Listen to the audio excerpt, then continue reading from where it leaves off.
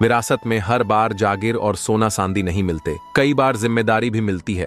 दुख में लिपटा हुआ इंसान दुआएं बड़े कमाल की देता है। आंखों का पानी और इंसान की कहानी हर किसी को समझ नहीं आती। नमस्कार दोस्तों, बोधि थिंक्स पाए यूट्यूब चैनल में आपका दिल से स्वागत है। दोस्तों, प्राचीन समय की बात है।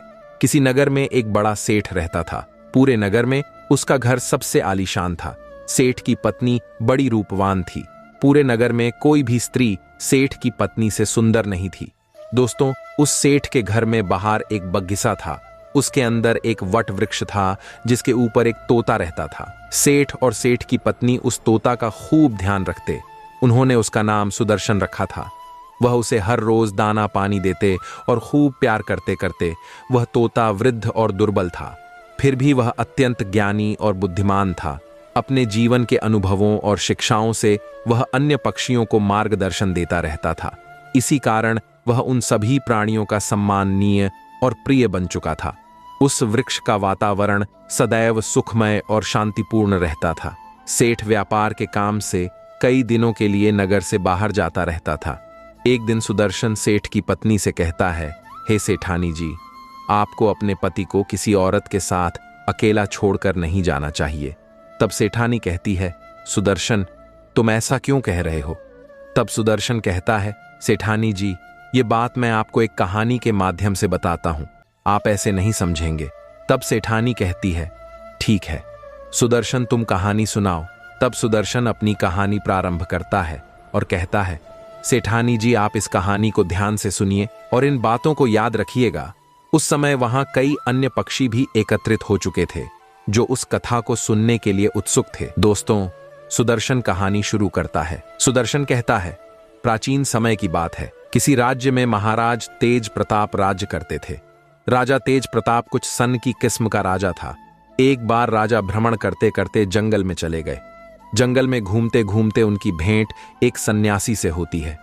वह सन्यासी एक पाखंडी था। राजा साधु संतों पर बहुत भरोसा करता था। उस साधु को देखकर राजा के मन में कुछ जिज्ञासा उठी। राजा ने सन्यासी को अपना परिचय दिया और पूछने लगा, हे महाराज, आप बहुत ज्ञानी मालूम पड़ते हैं। मेरी रानी इस समय गर्भवती है। मैं जानना चाहता हूं कि उसकी कोख से पुत्र होगा या पुत्री। सन्यासी ने कहा, राजन, मैं यह तो नहीं जानता कि तुम्हारी रानी की कोख से पुत्र होगा या पुत्री, पर इतना जरूर कह सकता हूं कि अगर तुम्हारी रानी ने किसी पुत्री को जन्म दिया तो तुम्हारा सर्वनाश हो जाएगा। सन्यासी की यह बात सुनकर राजा बड़ा भयभीत हो गया। सोचने लगा कि अगर मेरी रानी ने किसी पुत्री को जन्म दे दिया तो मैं कहीं का नहीं रहूंगा। इतना कहकर सन्यासी वहां से चले गए। यही बात सोचकर राजा को बेटी के नाम से नफरत होने लगी। वह तुरंत महल वापस लौटा।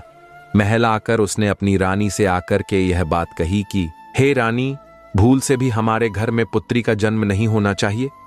अगर हमारे घर में पुत्री पैदा हुई तो मैं तुम्हें जान से मरवा दूंगा और उस पुत्री को भी मार डालूंगा। राजा की यह बात सुनकर रानी डर गई।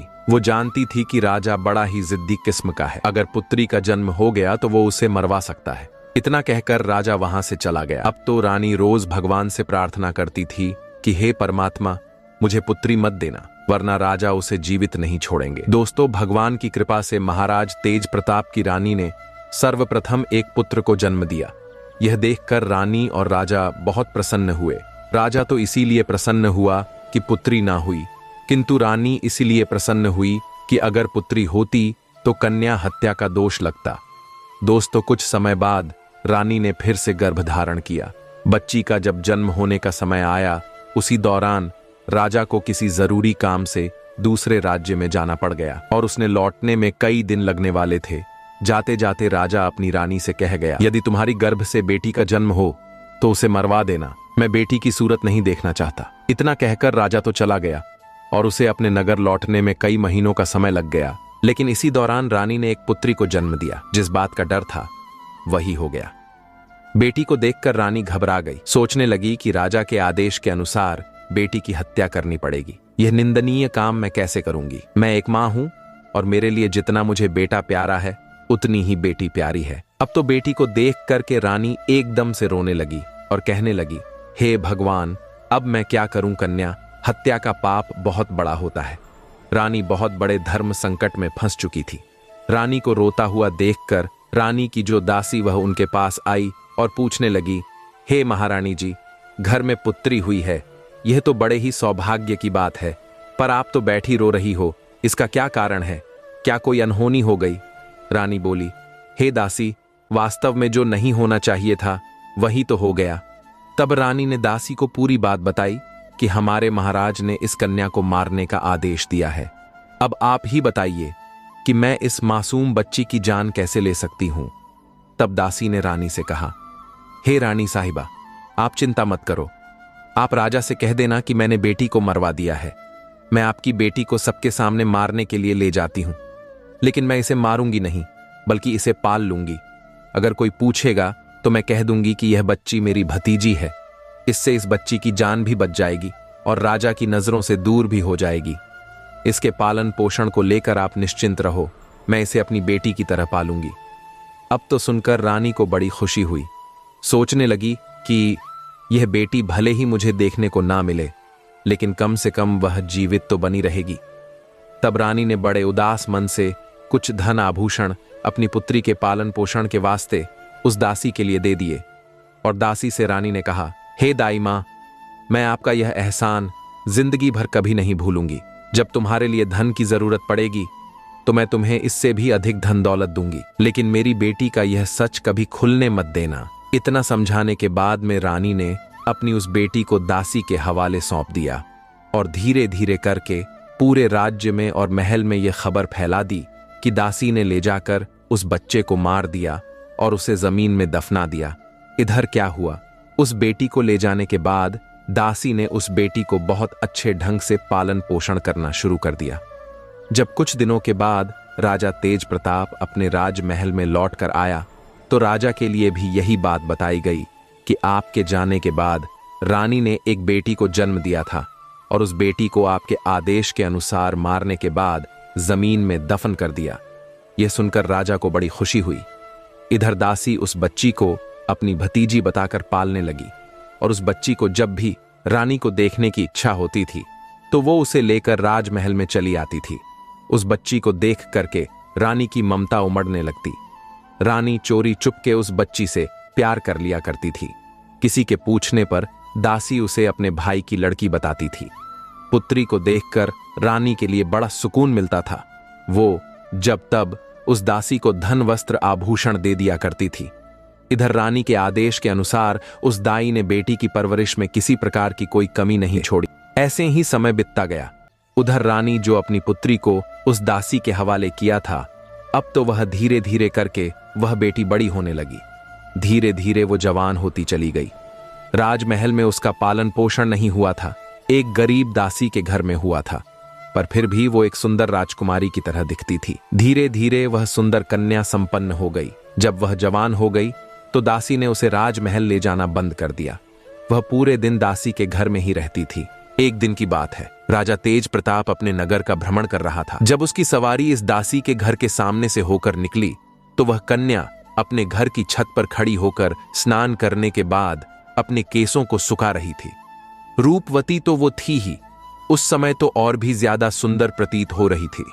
रथ पर बैठे राजा तेज प्रताप की अचानक उस कन्या पर नजर चली गई। उस कन्या को देखकर राजा एकदम स्तंभ हो गए, क्योंकि वह अति सुंदरी थी। राजा उसकी सुंदरता पर मोहित हो गया। राजा ने उसी समय अपने मंत्री से पूछा कि हे मंत्री, यह राजकुमारी जैसी दिखने वाली कन्या कौन है? मुझे तो उसके रूप ने घायल कर दिया है। अति शीघ्र इसका पता लगाओ।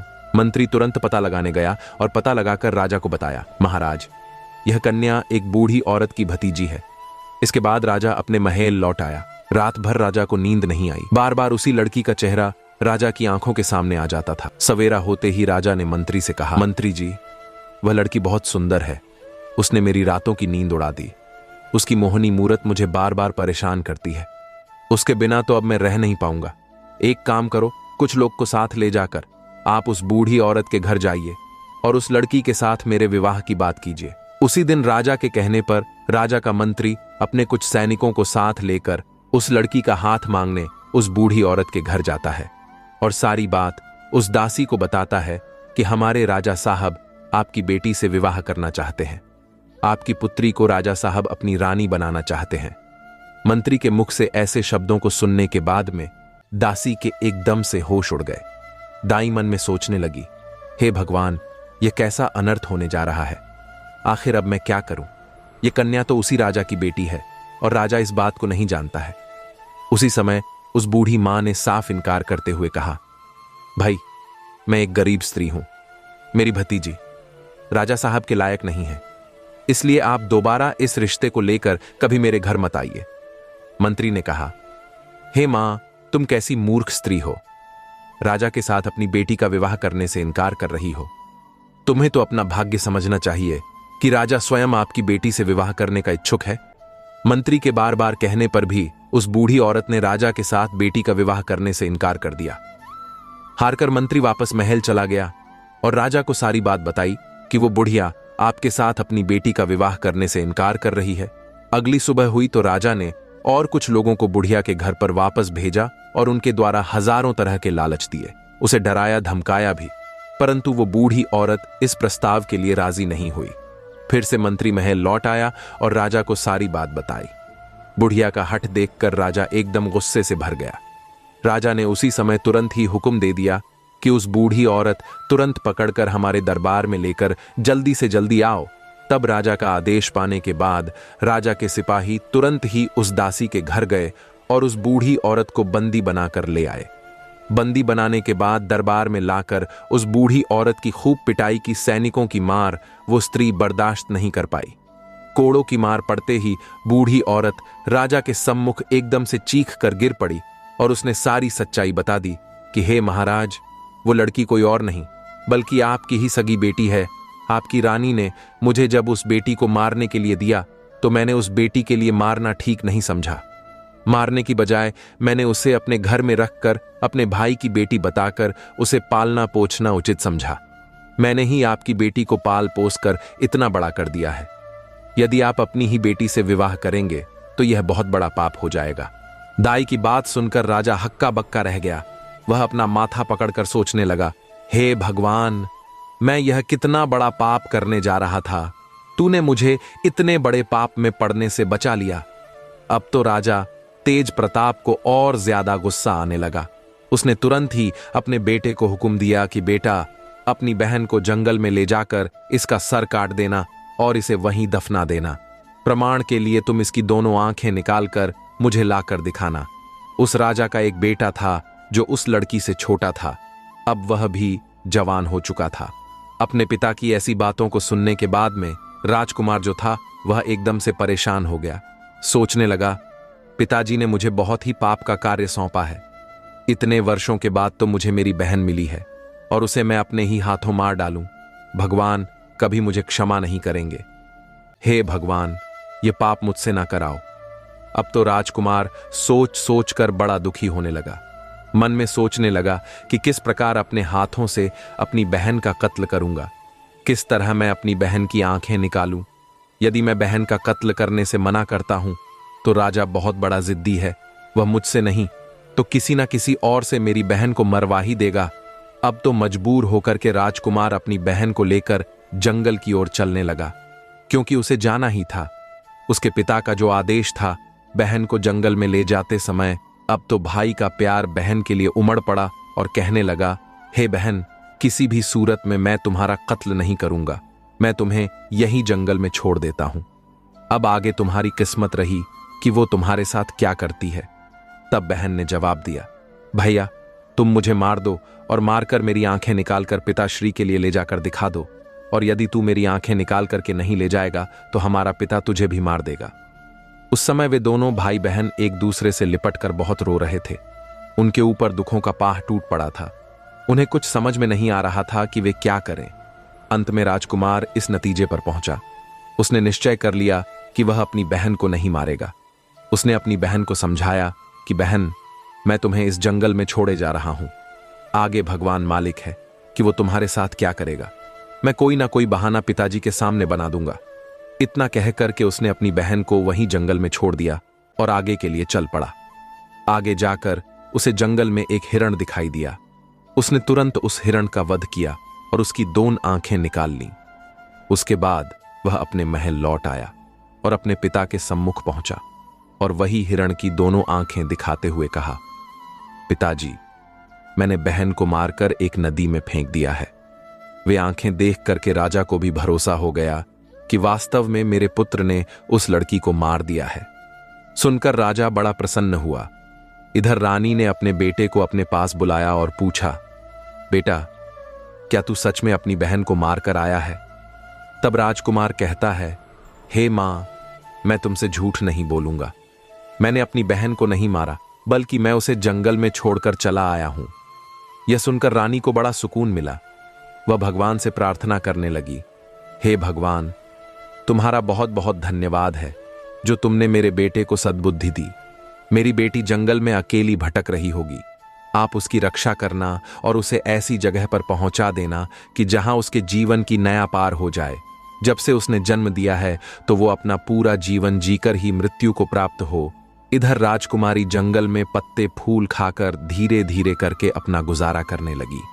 पेड़ पत्थर और कटीली झाड़ियों के बीच घूमते घूमते उसके वस्त्र बिल्कुल फट चुके थे। वह अर्धनग्न अवस्था में उसी जंगल में भटक रही थी। कई दिन उसे जंगल में बीत गए। एक दिन ऐसा भी आ गया कि उसके शरीर ना नाम के भी वस्त्र नहीं बचा। वह वृक्षों से फल फूल खाकर अपना दिन गुजारती थी और घनी झाड़ियों के बीच छिपकर सो जाती थी। एक दिन उसी जंगल में एक दूसरे राज्य का राजा चंद्रभान शिकार खेलने के लिए आया। इधर राजकुमारी वृक्षों से फल तोड़कर खा रही थी। उधर उसके कानों में जैसे ही घोड़े की आवाज पहुंची तो राजकुमारी घनी झाड़ियों के बीच छिपकर बैठ गई।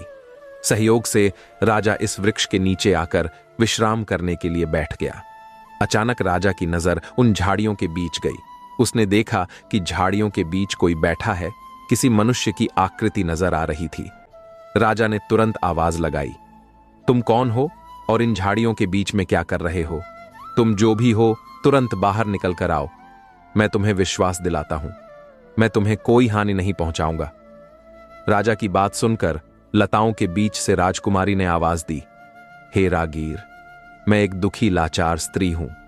मेरे बदन पर वस्त्र नहीं है, मैं निर्वस्त्र हूं। यदि तुम कोई वस्त्र मुझे दे दो तो मैं उसे पहनकर बाहर आ जाऊंगी। किसी स्त्री की आवाज सुनकर राजा आश्चर्यचकित था कि इस घने जंगल के बीच में भला ये स्त्री क्या कर रही है। जरूर किसी दुख की मारी होगी। तब राजा ने जो चादर अपने गले में डाले था उसे झाड़ियों के बीच फेंक दिया और उसके बाद उस राजकुमारी ने अपने बदन के लिए उस चादर से अच्छी तरह से ढका और उसके बाद वो राजा चंद्रभान के सामने आई। इधर राजा ने जब उसकी सुंदरता को देखा तो वो उसे देखता ही रह गया। सोचने लगा, वाह, इतनी सुंदर स्त्री मैंने अपने जीवन में पहले कभी नहीं देखी है। किसने इसे जंगल में छोड़ दिया है? यह तो हमारी रानी बनने के योग्य है। तब राजा ने अपने बारे में राजकुमारी को बताया और बोला, हे सुंदरी, तुम जो भी हो उससे मुझे कुछ मतलब नहीं है।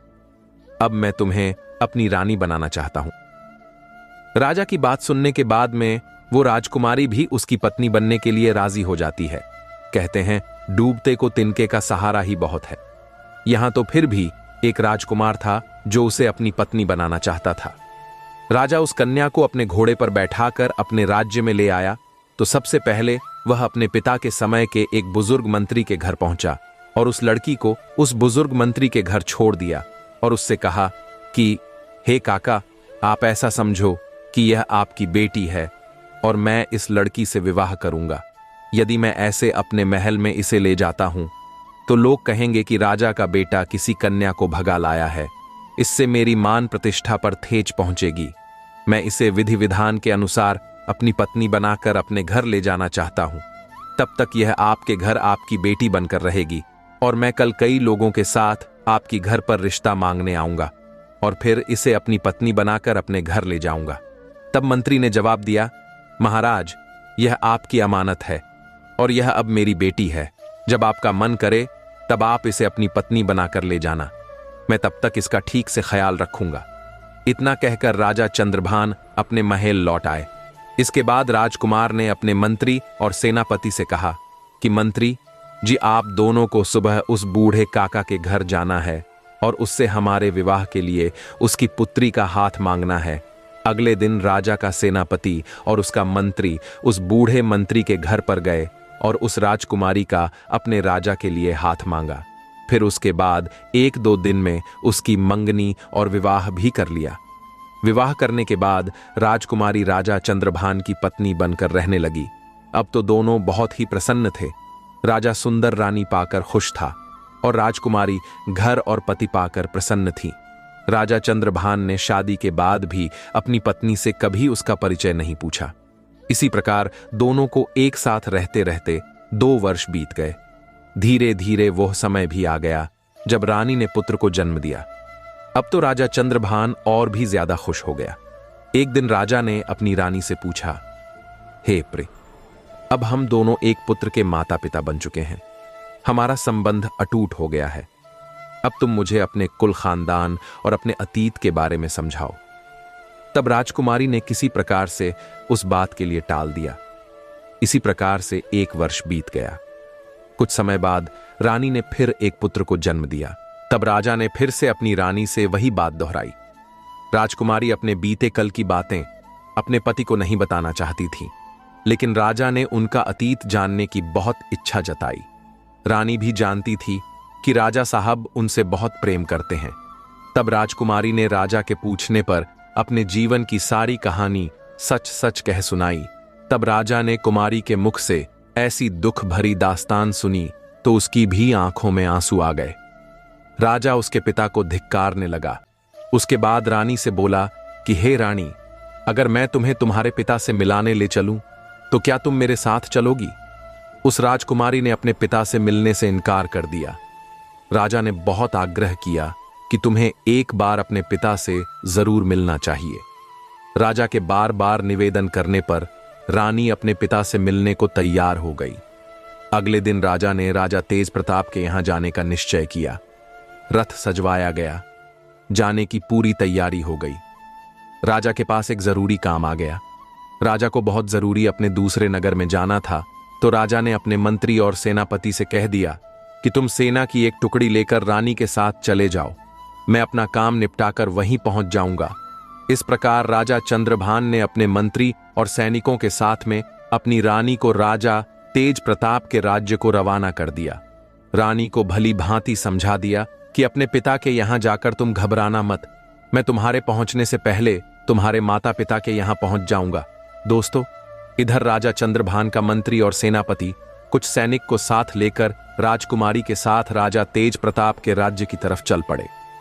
राजा चंद्रभान का राज्य से राजा तेज प्रताप का राज्य काफी दूर था, इसलिए चलते चलते रास्ते में ही उन्हें शाम हो गई। एक जगह पर उन्होंने अपना डेरा तंबू जमा दिए। रात भर वहीं रुकने का निश्चय किया जहां पर राजकुमारी का डेरा लगाया गया था। उसी जगह पर मंत्री ने भी अपना डेरा लगा दिया। ठीक उसके बराबर में मंत्री का डेरा देख करके राजकुमारी ने जवाब दिया, हे मंत्री, क्या तुम जानते हो कि मैं एक राजा की बेटी हूं और एक राजा की पत्नी भी? तुम मेरे बराबर में यह डेरा क्यों लगवा रहे हो? तुम अपना डेरा ले जाकर कहीं दूसरी जगह लगाओ। तब मंत्री ने जवाब दिया, हे रानी साहिबा, महाराज ने हमें आपकी देखरेख और सुरक्षा के लिए भेजा है। यदि आपके लिए और आपके बच्चों के लिए कुछ हुआ तो हम राजा को क्या जवाब देंगे? इधर राजकुमारी के बार बार मना करने पर मंत्री बिल्कुल नहीं माना। फिर क्या हुआ? इधर रात का सबने भोजन किया और रात्रि का समय हो गया। सभी लोग यात्रा करके आए थे। हारे थके होने के कारण वे सब जल्दी ही सो गए। रात्रि के दूसरे पहर में मंत्री जो था वह राजकुमारी के डेरे में घुस आया। जैसे ही मंत्री राजकुमारी के डेरे में घुसा तो तुरंत ही एकदम से राजकुमारी उठकर बैठ गई। वो मंत्री की बुरी मनसा को भांप गई। अब तो राजकुमारी के लिए अंदाजा हो गया था कि मंत्री के मन में किसी न किसी प्रकार का जरूर खोट है। जैसे ही मंत्री के लिए राजकुमारी ने अपने डेरे में देखा तो एकदम से ललकार कर बोली, खबरदार, जो मुझे छुआ तो डेरे से तुरंत बाहर निकल जाओ। रानी ने मंत्री को बार बार डेरे से बाहर जाने के लिए कहा, लेकिन मंत्री ने कोई बात नहीं मानी। मंत्री धीरे धीरे करके आगे बढ़ता ही चला गया। तब राजकुमारी ने जवाब दिया, हे दुष्ट मंत्री, क्या तुम्हें अंदाजा है कि तुम यह क्या करने जा रहे हो? भलाई चाहते हो तो अभी डेरे से बाहर निकल जाओ। उस राजकुमारी की बात मंत्री ने अनसुनी कर दी। तब उसी समय पर राजकुमारी ने अपने बड़े बेटे को मंत्री के सामने खड़ा कर दिया और बेटे को सामने खड़ा करने के बाद में राजकुमारी ने मंत्री को भगवान और बेटे की दोहाई दी, कसम दी लेकिन वो पीछे लौटने के लिए मंजूर नहीं हुआ। उस मंत्री के दिमाग में शैतान घुस चुका था। वह वासना में अंधा हो चुका था। उस समय उसे कुछ दिखाई नहीं दे रहा था। उसकी दिल और दिमाग में रानी का सुंदर चेहरा बसा हुआ था। मंत्री एकदम आगे बढ़ा और तलवार निकालने के बाद राजकुमारी के बड़े बेटे पर तलवार से प्रहार किया और सिर धड़ से अलग कर दिया। बेटे का सिर कटने के बाद में राजकुमारी एकदम जमीन पर गिर पड़ी और रोने लगी। वह तुरंत ही समझ गई कि यह दुष्ट मंत्री अब नहीं मानेगा, तो अपनी लाज बचाने के लिए रानी ने कुछ नरम रुख अपनाते कहा, तुम थोड़ी देर ठहरो, मैं अभी आती हूं। उसके बाद में जो तुम्हारे मन में हो वह तुम कर लेना। इतना कहने के बाद में रानी अपने छोटे बेटे को साथ लेके उस डेरे से बाहर निकल गई और वहां से भागकर जंगल में चली गई। सुबह होने तक रानी झाड़ियों में छुपी रही और जब वह सुबह होने पर लौटकर अपने डेरे में आई तो उसने क्या देखा कि उसके बेटे का सिर कटा हुआ पड़ा है। वह धड़ अलग पड़ा है। अपने बेटे की लाश देखने के बाद में अब तो रानी की हालत और भी ज्यादा खराब हो गई, लेकिन वो कर भी क्या सकती थी। उस शैतान के सामने वो बेबस थी। बेटे की मृत्यु का गम अपने मन में छुपाए वह उनके साथ आगे को चल पड़ी। चलते चलते जब वे शाम के होने पर एक जगह पर और रुके, अब तो दूसरी रात के लिए अगला पड़ाव डाला गया, तो राजकुमारी के डेरे के पास में सेनापति ने अपना डेरा लगाया। तब राजकुमारी ने उस सेनापति को बुलाकर कहा कि तुम अपने डेरे के लिए यहां से दूर हटा करके लगवाओ। तब सेनापति ने जवाब दिया, हे राजकुमारी, मेरी जिम्मेदारी है कि मैं आपकी सुरक्षा करूं। राजकुमारी के बार बार मना करने पर भी उस सेनापति ने अपना डेरा वहां से दूर नहीं लगाया। अब तो राजकुमारी के लिए सब समझ में आ चुका था। इस चिंता को लेकर राजकुमारी पूरी रात सोई नहीं। जैसे ही आधी रात होती है तब उसी समय पर सेनापति के दिमाग में वासना का शैतान घुस जाता है। वह राजकुमारी के डेरे में रात्रि के समय में प्रवेश कर गया। तो राजकुमारी ने उस सेनापति के लिए भी ललकार कर कहा कि हे सेनापति, क्या तुम जानते नहीं कि मैं कौन हूं? तुम्हें पता होना चाहिए, मैं एक राजा की पत्नी हूं, राजा की बेटी भी हूं। यह सब जानते हुए भी तुम मेरे डेरे में घुसे चले आ रहे हो। तुम तुरंत ही मेरे डेरे से बाहर निकल जाओ। वो दुष्ट सेनापति कहां मानने वाला था। उसके हृदय में तो काम वासना उत्पन्न हो गई थी। वह तो काम वासना के चक्कर में अंधा हो चुका था। इसीलिए राजकुमारी के बार बार निवेदन करने पर भी उस सेनापति ने राजकुमारी की एक बात नहीं मानी। जब वह रानी की ओर बढ़ने लगा तो राजकुमारी ने अपने छोटे बेटे को उस सेनापति के सामने खड़ा कर दिया और उसकी कसम दी कि तुझे मेरे बेटे की कसम है, यदि तुमने मेरे ऊपर बुरी नजर डाली भी तो। राजकुमारी के इन शब्दों को सुनने के बाद में उस सेनापति ने अपने म्यान से तलवार निकाली और उस छोटे से बेटा का सर काट करके अलग कर दिया। इस प्रकार से राजकुमारी के दूसरे बेटे का भी सिर कट गया। तब उसी समय पर राजकुमारी ने कहा, हे सेनापति, तुम थोड़ा सा रुको, मैं अभी आती हूं। उसके बाद में जो तुम्हारी इच्छा हो वो तुम मेरे साथ कर लेना। अब तो राजकुमारी वहां से भाग निकली और भागते भागते वह जंगल में चली गई। आगे जाकर उसे एक गहरी नदी दिखाई दी। अब तो राजकुमारी ने मन में यह दृढ़ निश्चय कर लिया कि जब मेरी संतान ही नहीं रही, मेरे बच्चे ही नहीं रहे, तो फिर ऐसे में मैं जीकर क्या करूंगी। ऐसा निश्चय करके वो मरने के उद्देश्य से नदी में कूद गई। पर नदी का पानी का बहाव इतना तेज था, जैसे ही रानी उस नदी में कूदी तो पानी का बहाव उसे एकदम खींच ले गया। जंगल के एक छोर पर नदी बहती हुई जा रही थी। नदी में बहते बहते वह जंगल के उसी किनारे पर जाकर रुक गई।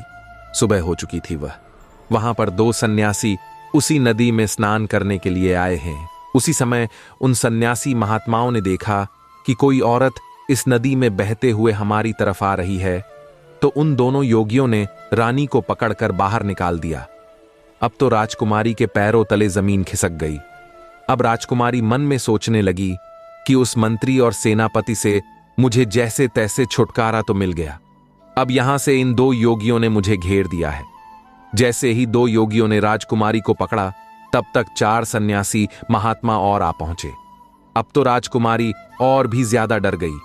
सोचने लगी, अब तो मैं यहां पर और भी बड़ी मुसीबत में फंस गई हूं। अब क्या होगा।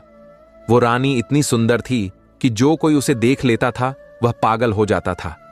अब तो वो महात्मा आपस में लड़ने लगे, एक दूसरे के साथ धक्का मुक्की करने लगे, एक दूसरे को धक्का देकर कहने लगे ये राजकुमारी मेरी है, ये मेरी है।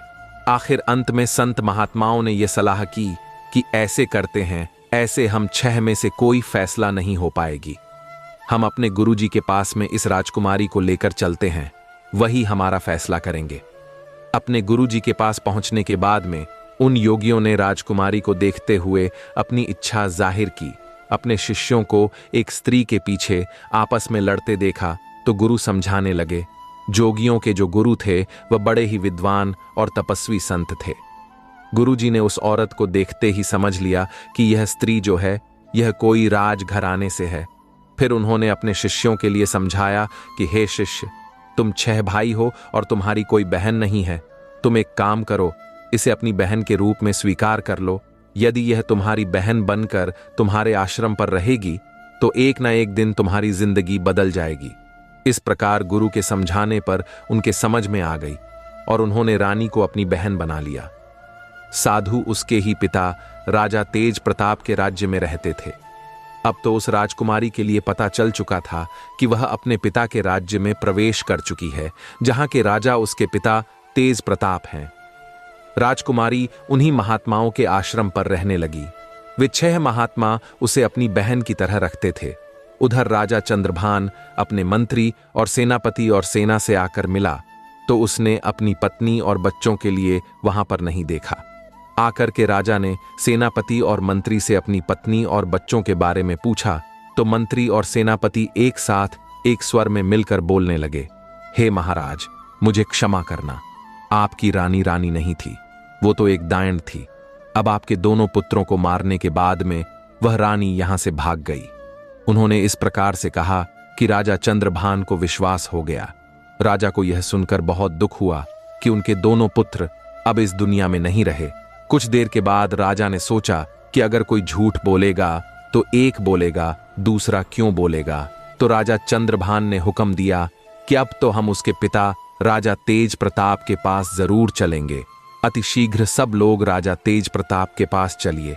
उधर तो राजा चंद्रभान अपने सेनापति और मंत्री के साथ अपनी पत्नी के पिता के पास जाता है। इधर राजकुमारी ने अपने 6 भाइयों से कहा, जो उस समय योगी के रूप में थी, कि हे भाइयों, तुम सभी राजा के पास में जाओ और राजा से कहना कि हमारी बहन आपके दरबार में किस्सा सुनाना चाहती है। यदि राजा साहब किस्सा सुनना चाहो तो हम उन्हें दरबार में बुलाकर लाए, क्योंकि इधर राजकुमारी को पता था कि हमारे पिता के लिए किस्सा सुनना बहुत अच्छा लगता है। अब तो 6 योगी भिक्षा के बहाने राजा वीर भोज के दरबार में पहुंच गए।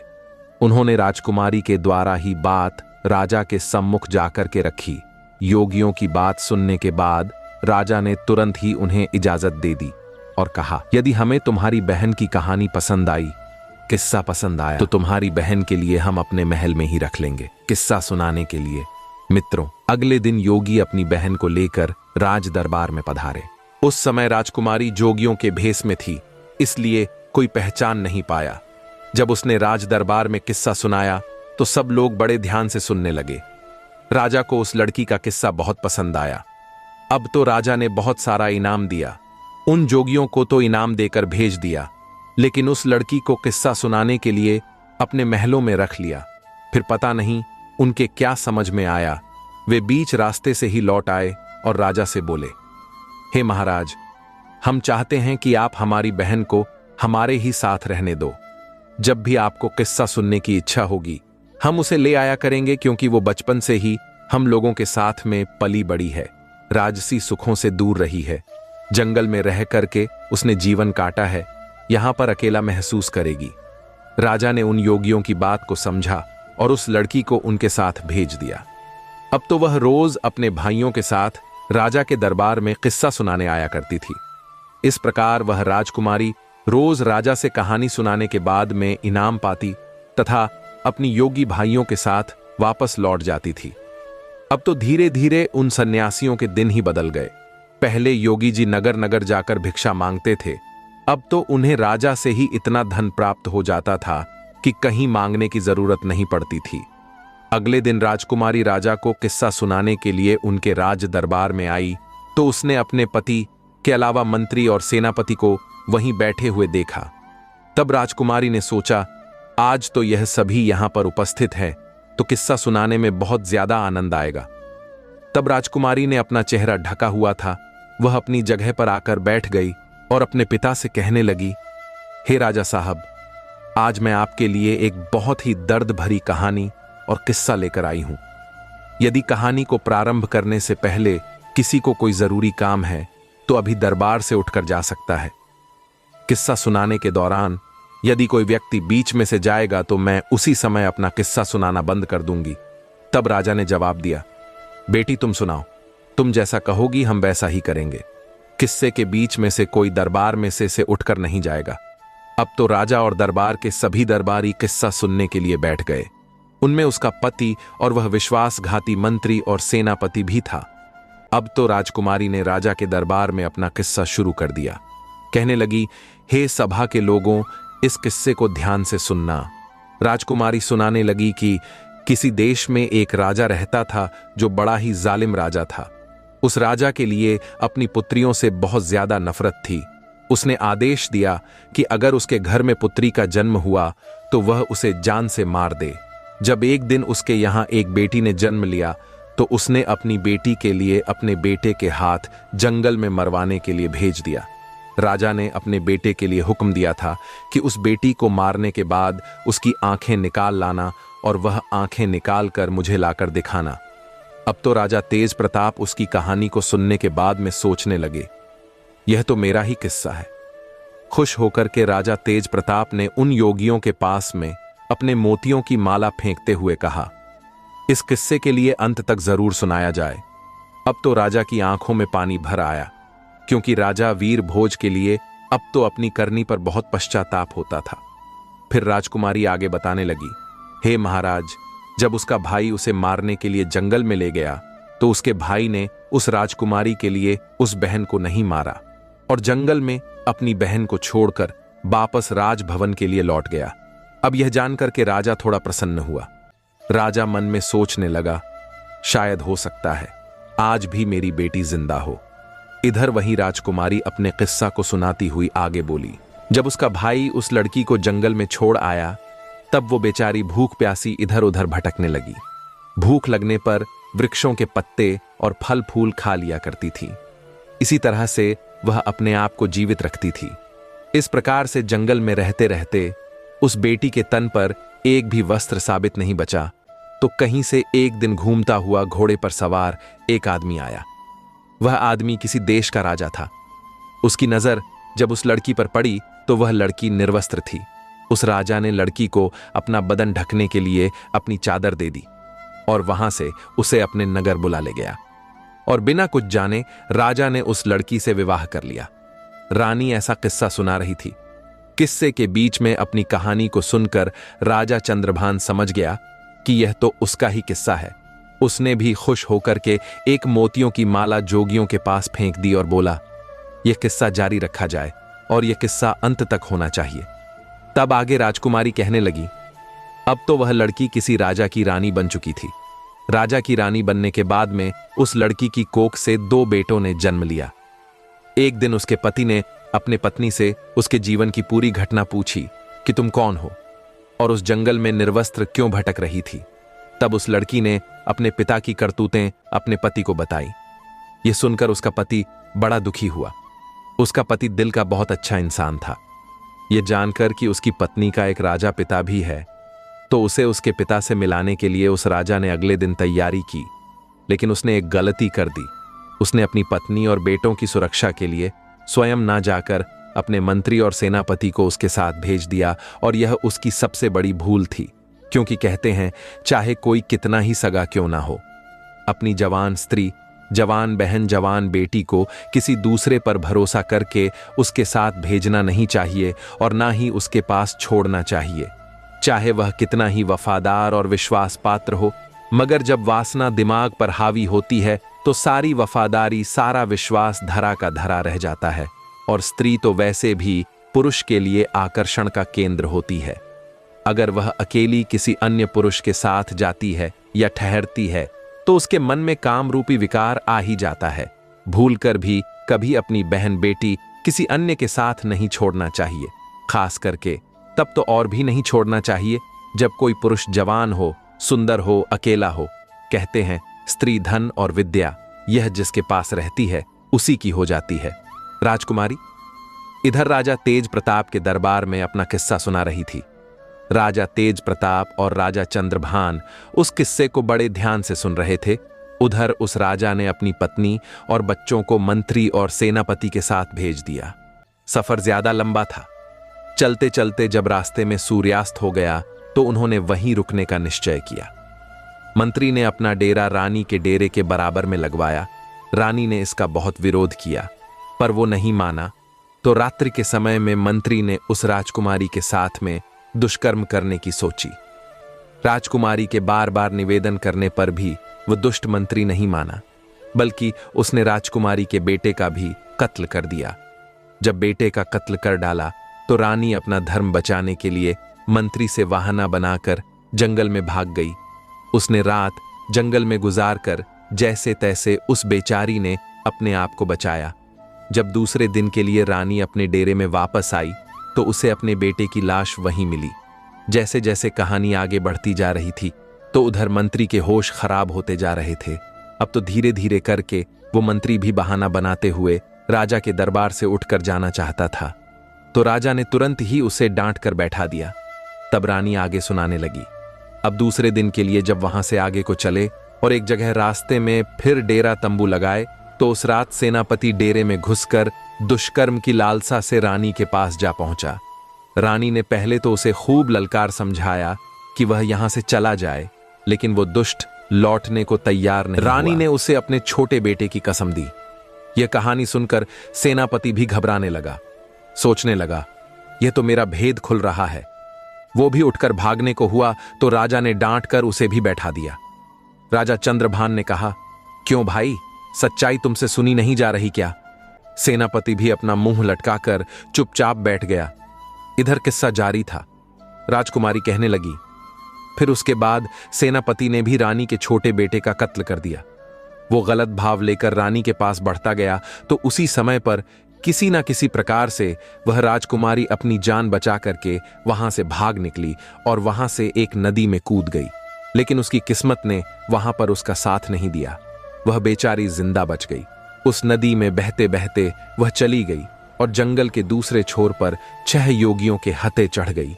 और सन्यासियों ने भी उस राजकुमारी के लिए अपनी पत्नी बनाना चाहा, परंतु उनके महान बुद्धिमान गुरुजी ने उन सन्यासियों से यह पाप होने से बचा लिया।